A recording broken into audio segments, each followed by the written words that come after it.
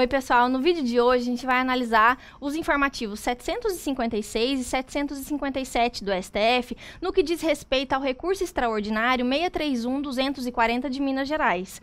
Ficou entendido nesse recurso o seguinte, que a concessão inicial de benefício previdenciário depende, sim, de um prévio requerimento administrativo nas agências do INSS. Não havendo violação desses casos, no que se refere ao artigo 5º 35 da Constituição Federal, que é o princípio da inafastabilidade do judiciário, bem como não houve violação também em relação ao artigo 2º da Constituição Federal, que é a separação dos poderes. Entendeu o STF que você, para conseguir um benefício previdenciário inicialmente, você tem que ir sim a uma agência do INSS fazer o requerimento administrativo. Só a partir da negativa do INSS administrativamente é que o seu interesse de agir, aquele requisito do interesse de agir, necessidade de apelar ao Poder Judiciário, digamos assim, é que você vai poder entrar com a sua ação judicial. Falando, olha, fui no âmbito administrativo, tive o meu requerimento negado e agora eu quero minha concessão de benefício inicialmente em relação ao INSS aqui no Poder Judiciário. Foi isso que ficou decidido pelo STF. No entanto, eram 8.601 processos que dependiam desse julgamento. Tinham várias causas diferentes aqui. O que o STF fez? Ele elencou algumas exceções. Quando que não vai precisar ir direto no INSS, eu já posso entrar diretamente no Poder Judiciário. São 3. Eu fiz até um esqueminha para vocês. Pode conferir.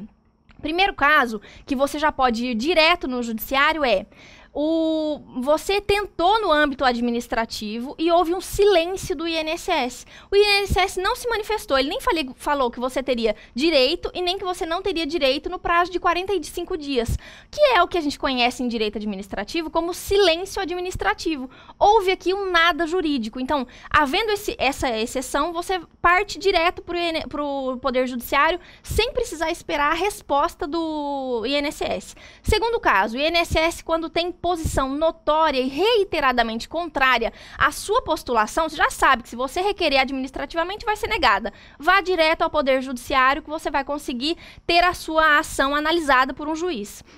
Terceira exceção, revisão de benefício previdenciário não precisa entrar com requerimento administrativo anterior. Vá ao Poder Judiciário, a não ser que, se o seu caso de revisão previdenciária precisar de análise de matéria fática, aí sim precisa anteriormente do análise pelo INSS do seu pedido administrativo.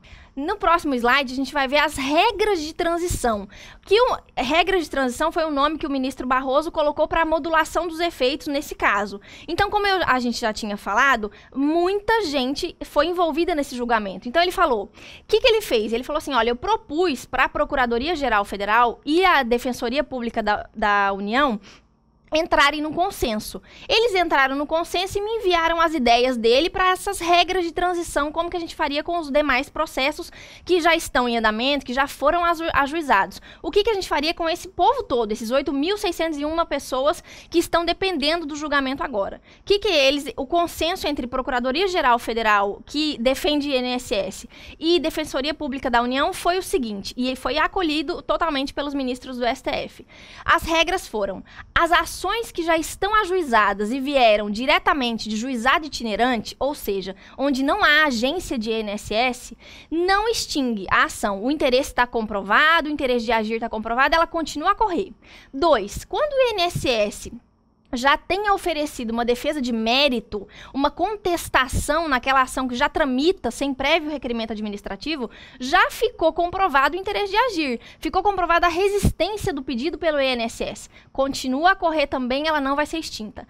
O último caso, demais casos que não envolvem nem juizado itinerante, nem defesa de mérito pelo INSS, que já aconteceu. Ou seja, só temos uma citação do INSS sem defesa de mérito e não é caso de juizado itinerante. O que vai acontecer com esse pessoal?